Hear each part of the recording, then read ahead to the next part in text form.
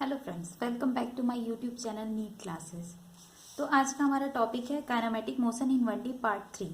तो ये हमारा सीरीज का थर्ड लेक्चर है जिसमें आज हम एक्सेलरेशन एंड रिटार्डेशन के बारे में जानेंगे। पहले दो वीडियो में हमने डिस्टेंस, डिस्प्लेसमेंट और स्पीड, वेलोसिटी के बारे में जाना था। आज इसमें हम एक्सेलरेशन एंड रिटार्डेशन के बारे में जानेंगे। तो आइए देखते हैं एक्सेलरेशन क्या होता है। जैसे कि आप देख रहे हैं, हमने लिख रखा है acceleration rate of change in velocity. Acceleration भी एक वेक्टर क्वांटिटी है। वेक्टर मीन्स आपको पहले दो लेक्चर में भी मैंने बता रखा है, वेक्टर मीन्स जो कि डिपेंड करता है मैग्नीट्यूड एंड डायरेक्शन पे, दोनों पे। मतलब कि अगर उसका मैग्नीट्यूड चेंज होगा तो भी वो क्वांटिटी चेंज हो जाएगी, अगर उसका डायरेक्शन चेंज होगा तो भी वो क्वांटिटी चेंज हो जाएगी। मतलब वो मैग्नीट्यूड एंड डायरेक्शन दोनों पे डिपेंड करता है। ठीक है, तो यहाँ पे हमने एक्सेलरेशन का फॉर्मूला लिख रखा है, A vector is equal to delta V vector upon of delta T. Delta V यहाँ पे क्या है, चेंज इन वेलोसिटी वेक्टर, और delta T change in time, मतलब टाइम इंटरवल के बारे में। ठीक है, आगे देखते हैं। तो यहाँ पे एक्सेलरेशन जो होता है दो तरह का होता है, इंस्टेंटेनियस एक्सेलरेशन और एवरेज एक्सेलरेशन। तो पहले भी मैंने आपको बता रखा है कि इंस्टेंटेनियस मतलब होता है कि किसी इंस्टेंट टाइम पे, मतलब किसी एक फिक्स टाइम पे, 1 second, 2 second, 3 second, 7 second, 5, 8 second, मतलब कोई फिक्स टाइम हो। और एवरेज मतलब दो टाइम इंटरवल के बीच में पूछा जा रहा हो। ठीक है, तो अभी हम इंस्टेंटेनियस एक्सेलरेशन के बारे में देखते हैं। इंस्टेंटेनियस नाम से ही हमें पता चल रहा है कि किसी एक छोटे शॉर्ट टाइम के बारे में बात हो रहा है। तो इंस्टेंटेनियस एक्सेलरेशन को फाइंड करने के लिए हमें वी और टी के ग्राफ अगर दिए हो, उसके स्लोप से हम इंस्टेंटेनियस एक्सेलरेशन हमें मिल जाता है। उसका स्लोप जो होता है, वो इंस्टेंटेनियस एक्सेलरेशन देता है। ठीक है, अब एवरेज एक्सेलरेशन के बारे में बात करते हैं। एवरेज एक्सेलरेशन मतलब change in velocity upon of change in time. मतलब v2 minus of v1। v2 जो है मान लो फाइनल वेलोसिटी है, और v1 जो है इनिशियल वेलोसिटी है। टाइम इंटरवल t2 और t1 है, तो t2 minus t1 is equal to हो गया एवरेज वेलोसिटी क्या होगा, change in velocity upon of change in time. ठीक है, मतलब कि एक्सेलरेशन क्या हो गया, final velocity minus initial velocity upon of time interval. ठीक है, ए बराबर वी जो होता है फाइनल वेलोसिटी को इंडिकेट करने के लिए यूज करते हैं, यू इनिशियल वेलोसिटी को इंडिकेट करते हैं, टी टाइम। ओके, तो देखिए यहाँ पे मैंने लिख भी रखा है डायरेक्शन इज, देखिए सॉरी, हाँ, तो एक्सेलरेशन जो है एक वेक्टर क्वांटिटी है, तो इसका डायरेक्शन भी तो कुछ होता होगा। जैसे वेलोसिटी का डायरेक्शन होता था, वैसे ही एक्सेलरेशन का भी डायरेक्शन होता है। तो एक्सेलरेशन का डायरेक्शन आके निकालते कैसे हैं, तो उसके बारे में देखते हैं। Direction is same as that of change in velocity, not the velocity. जो चेंज इन वेलोसिटी का डायरेक्शन होता है, उस डायरेक्शन में हमारा एक्सेलरेशन का डायरेक्शन होता है। आगे देखते हैं, आपको समझ में आ जाएगा मैं क्या कहना चाह रही हूँ। ठीक है, change in 3 possible way by which change in velocity में अकर। मतलब कि 3 पॉसिबल चीज़ें हैं जिसके कारण चेंज इन वेलोसिटी के कारण हमारा एक्सेलरेशन का डायरेक्शन पता चलता है। जब देखिए वेलोसिटी या कोई भी वेक्टर क्वांटिटी में दो चीज़ें होती है, मैग्नीट्यूड एंड उसका डायरेक्शन। अगर मैग्नीट्यूड चेंज हो गया तो भी वो वेक्टर क्वांटिटी चेंज होगी, अगर उसका डायरेक्शन चेंज हो गया तो भी वो वेक्टर क्वांटिटी चेंज होगी, अगर दोनों चेंज हो गया तो भी वो वेक्टर क्वांटिटी चेंज होगी। तो एक्सेलरेशन के बारे में हम तीनों कंडीशन रख के देख लेते हैं क्या क्या होता है। ठीक है, when only direction of velocity change then acceleration is perpendicular to the velocity. ऐसा केस हमें कब देखने को मिलता है, जब एक circular motion, body circular motion करता है। देखिए यहाँ पे मैंने बना रखा है, जब एक बॉडी सर्कुलर मोशन करता है तो इस वेलोसिटी, हमने यहाँ पे वेलोसिटी का मैग्नीट्यूड कांस्टेंट रखा है, मतलब कि उसका मैग्नीट्यूड हर जगह पे v ही है। मैग्नीट्यूड मतलब उसका स्पीड ही, वेलोसिटी का मैग्नीट्यूड क्या होता है, स्पीड ही तो होता है, लेकिन उसका डायरेक्शन हमेशा चेंज हो रहा है। यहाँ पे कहीं पे भी, मतलब यहाँ पे हो कहीं पे भी उसका डायरेक्शन जो है चेंज हो रहा है। तो उस इंस्टेंट पे इसका डायरेक्शन, एक्सेलरेशन का डायरेक्शन क्या होगा। एक्सेलरेशन का डायरेक्शन निकालने के लिए हम उसके परपेंडिकुलर एक लाइन ड्रॉ करेंगे, जो कि उसमें एक्सेलरेशन का डायरेक्शन हमें इंडिकेट करेगा। ठीक है, तो जब उसका डायरेक्शन चेंज होता है, जब वेलोसिटी का डायरेक्शन चेंज होता है बट मैग्नीट्यूड कांस्टेंट होता है, तो इस प्रकार की मोशन को हम क्या बोलते हैं, यूनिफॉर्म सर्कुलर मोशन। अब सेकेंड देखते हैं केस। ओके, तो यहाँ पे है सेकेंड क्या है, when only magnitude of velocity change. जब वेलोसिटी का मैग्नीट्यूड चेंज हो, मतलब कि उसका स्पीड चेंज हो, मतलब पहले मान लीजिए पहले 5 मीटर पर सेकेंड था, फिर वो 4 मीटर पर सेकेंड हो गया, फिर ऐसे ऐसे करते करते वो जीरो हो गया, फिर वापस से बढ़ने लगा। मतलब अगर उसका मैग्नीट्यूड चेंज हो और डायरेक्शन मतलब चेंज ना हो, ठीक है, तो ऐसे केस में क्या होता है, देन एक्सेलरेशन इज पैरेलल और एंटी पैरेलल टू वेलोसिटी। अभी पहले केस में हमने क्या देखा था, जब वेलोसिटी का डायरेक्शन चेंज हो रहा था तो उसमें एक्सेलरेशन जो था वेलोसिटी के परपेंडिकुलर था, बट यहाँ पे क्या है कि अगर मैग्नीट्यूड चेंज होगा वेलोसिटी का तो एक्सेलरेशन उसके पैरेलल या एंटी पैरेलल होगा। ऐसा एग्जाम्पल देखने को हमें किस में मिलता है, मोशन अंडर ग्रेविटी। जैसे कि मैंने यहाँ पे शो किया है कि अगर कोई बॉडी ऊपर हम फेंकते हैं तो उसका इनिशियल वेलोसिटी यू होता है और वो फाइनल पे पहुंच के उसका वेलोसिटी क्या हो जाता है, जीरो हो जाता है, ठीक है।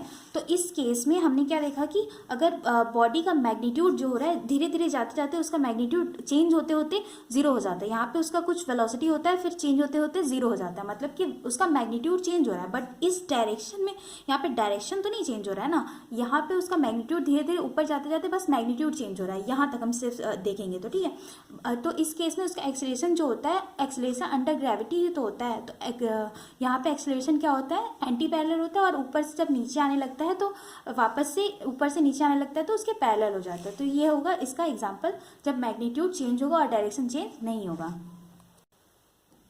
अब देखेंगे अगला case, when both magnitude and direction of velocity change then acceleration have two component, one is perpendicular to velocity and another is parallel and anti parallel to the velocity. ऐसा केस हमें कब देखने को मिलता है, जब प्रोजेक्टाइल मोशन देखते हैं। जब प्रोजेक्टाइल मोशन में जब बॉडी कोई मूव करता है तो उसमें दो एक्सेलरेशन हमें मिलता है, एक जो होता है उसका सेंट्रीपिटल एक्सेलरेशन होता है, एक जो होता है टेंजेंशियल एक्सेलरेशन होता है। सेंट्रीपिटल एक्सेलरेशन जो होता है वो हमेशा बॉडी के सेंटर पे लगता है, और टेंजेंशियल जो होता है वो जिस डायरेक्शन में वेलोसिटी होती है उसी के डायरेक्शन में वो एक्सेलरेशन लगता है। तो वो जो उसी की डायरेक्शन में एक्सेलरेशन लगता है वो तो हमेशा पैरेलल या एंटी पैरेलल ही होगा ना, और लेकिन जो सेंट्रीपिटल एक्सेलरेशन होता है वो हमेशा परपेंडिकुलर होता है। तो ऐसा केस हमें कब देखने को मिलता है, प्रोजेक्टाइल मोशन में।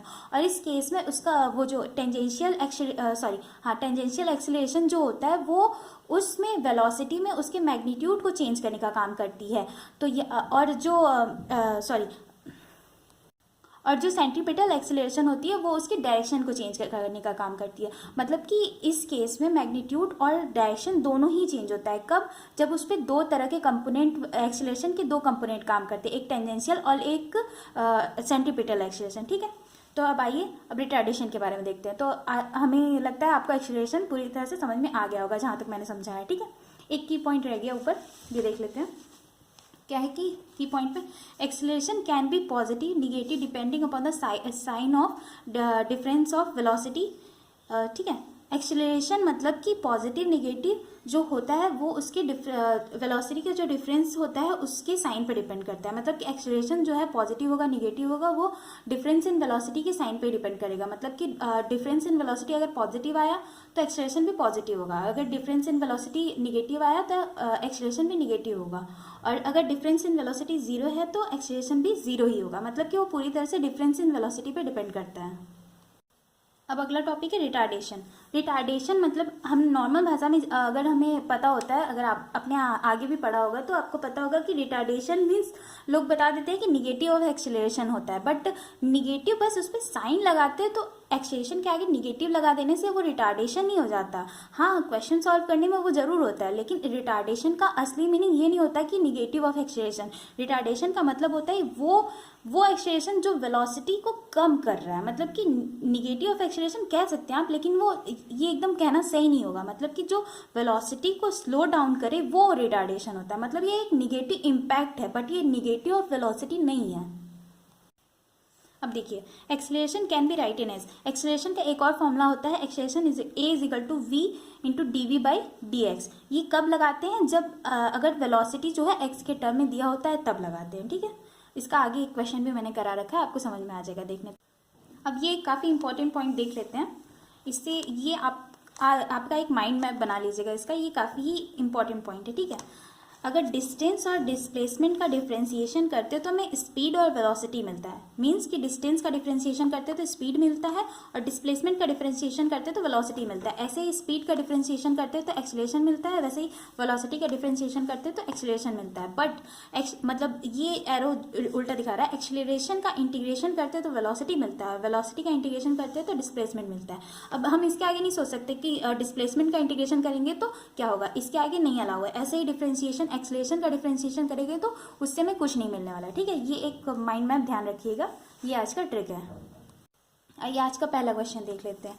पहला क्वेश्चन है the velocity of particle moving along x axis is given by v is equal to T square minus T plus two find average acceleration in first 2 second. Average acceleration first 2 second. First 2 second मतलब पहले 0 second 1 second 2 second, मतलब ये average पूछ रहा है, किसी time interval में पूछ रहा है।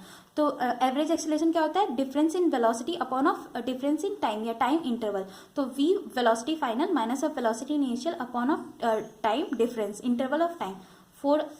ये देखिए यहाँ ऐसे आया v फाइनल, यहाँ पे हमने t के 2 सेकेंड में बोल रहा है, फाइनल वेलोसिटी 2 सेकेंड पे कितना हो जाएगा? 2 रखा, 2 स्क्वायर माइनस ऑफ 2, फिर यहाँ पे 2 था तो सॉल्व किया 4 आ गया। v इनिशियल 0 सेकेंड पे हमने निकाला तो इस इनिशियल वेलोसिटी क्या आ गया? 2 आ गया।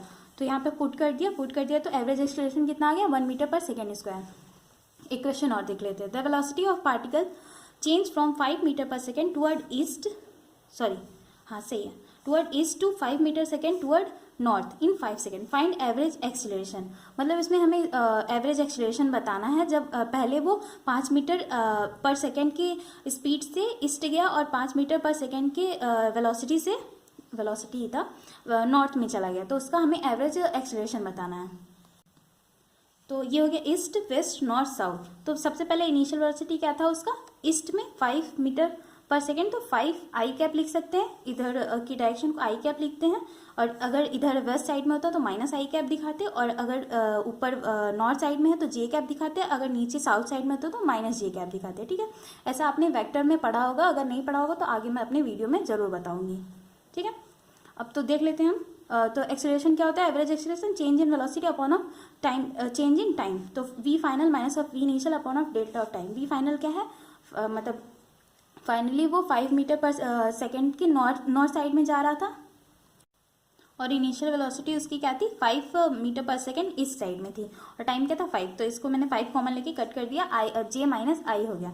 तो इसका मैग्नीट्यूड हम निकालेंगे तो √2 आ जाएगा। ठीक है, आई का स्क्वायर 1 हो जाएगा, इसका भी स्क्वायर माइनस आई का स्क्वायर 1 हो जाएगा, और जे का स्क्वायर 1 हो जाएगा। 1 + 1 2 हो जाएगा। ठीक है, अब इसका डायरेक्शन निकालने के लिए ये बात यहाँ पे ध्यान रखेंगे, वेक्टर का सब्सट्रैक्शन के लिए में वेक्टर को घुमा देते हैं, फिर ऐड कर देते हैं v final minus v initial में v इनिशियल को घुमाएंगे। ठीक है, देखिए अभी मैं इसको वेक्टर में आपको पढ़ाऊंगी तो ये आपको ज़्यादा अच्छे से समझ में आएगा, बट एक बार यहाँ पे देख लीजिए। ठीक है, मतलब कि यहाँ पे v जो इनिशियल था वो हम v फाइनल, क्वेश्चन में हमने क्या किया? v final minus of v initial, तो v इनिशियल जो था उसका डायरेक्शन जो है वो चेंज कर, मतलब कि ये डायरेक्शन जो यहाँ पे हमने ये दिखाया था वो डायरेक्शन चेंज कर दिया। ये हो गया v इनिशियल हो गया, ये v फाइनल हो गया। तो रिजल्टेंट हमारा किस डायरेक्शन में आ गया? North and west. तो हमारा आंसर क्या आ गया? √2 metre per second square north west direction. एक क्वेश्चन और देख लेते हैं। x बराबर 8 है ये, ठीक है, 8 + 12t minus of T cube. Find retardation when velocity is 0।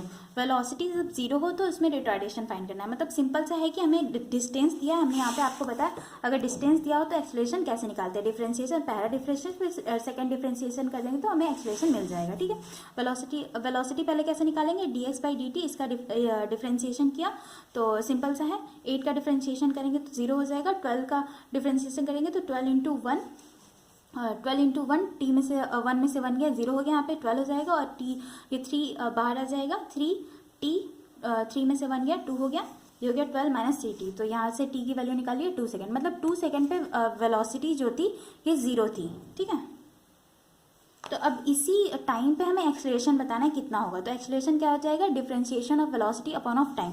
तो वेलोसिटी जो टर्म था अब उसको डिफरेंशिएट कर लेंगे तो -6 आ जाएगा, फिर -12 आ जाएगा। तो हमें यहाँ पे क्वेश्चन में हमसे रिटार्डेशन पूछा है। ठीक है, रिटार्डेशन पूछा है तो रिटार्डेशन जो होता है एक्सीलरेशन का निगेटिव टर्म होता है। ठीक है, तो यहाँ पे निगेटिव कर देंगे, 12 मीटर आ जाएगा, मीटर पर सेकेंड आ जाएगा। अब यहाँ पे एक की पॉइंट हम देख लेते हैं, ये काफ़ी इंपॉर्टेंट रहेगा आज के लिए। एक्सीलरेशन से रिलेटेड कोई भी क्वेश्चन होंगे वो सॉल्व करने के लिए। ठीक है, पहला देखिए क्या है, जब एक्सीलरेशन 0 हो, एक्सीलरेशन 0 मतलब कि उसका वेलोसिटी जो होगा कांस्टेंट होगा। वेलोसिटी चेंज कैसे होता है? एक्सीलरेशन से ही तो होता है। अगर एक्सीलरेशन ही 0 हो गया तो वेलोसिटी पूरे मोशन में क्या होगा? कांस्टेंट होगा, मींस यूनिफॉर्म मोशन होगा। यूनिफॉर्म मतलब एक जैसा। ठीक है, तो ऐसे केस में हमें डिस्प्लेसमेंट निकालने के लिए velocity into time normal apply कर देंगे, ऐसे हमें डिस्प्लेसमेंट मिल जाएगा। और वेलोसिटी निकालना हो तो डिस्प्लेसमेंट बाय टाइम कर देंगे, यहाँ पे ऐसे कर देंगे, ठीक है। अब देखिए एक इक्वेशन ऑफ मोशन कब वैलिड होता है और कब वैलिड नहीं होता है ये जान लीजिए यहाँ पे, ठीक है। जब एक्सेलरेशन कांस्टेंट हो तभी इक्वेशन ऑफ मोशन वैलिड होता है। और इक्वेशन ऑफ मोशन में आपने 3 फॉर्मूला पढ़ा होगा, बट 2 फॉर्मूला मैं यहाँ पे एक्स्ट्रा बता रही हूँ जो कि एक्सेलरेशन कांस्टेंट हो तब अप्लाई करते हैं। ऐसा मैं क्वेश्चन आपको कराऊंगी तब आपको पता चलेगा कि ये कितना यूजफुल था, ठीक है।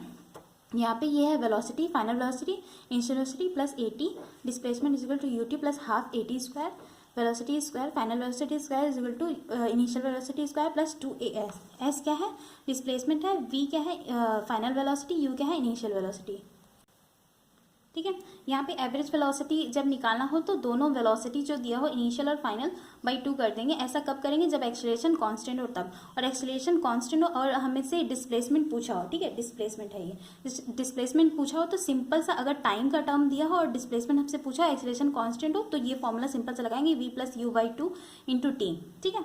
अब थर्ड क्या है, जब एक्सेलरेशन वेरिएबल हो तब क्या करेंगे, जब एक्सेलरेशन वेरिएबल हो तब motion equation of motion valid नहीं होता है, मतलब उसमें कभी भी इक्वेशन ऑफ मोशन नहीं लगाएंगे और इंटीग्रेशन करके वेलोसिटी निकाल लेंगे, मतलब dV बाई dt करके वेलोसिटी निकाल लेंगे।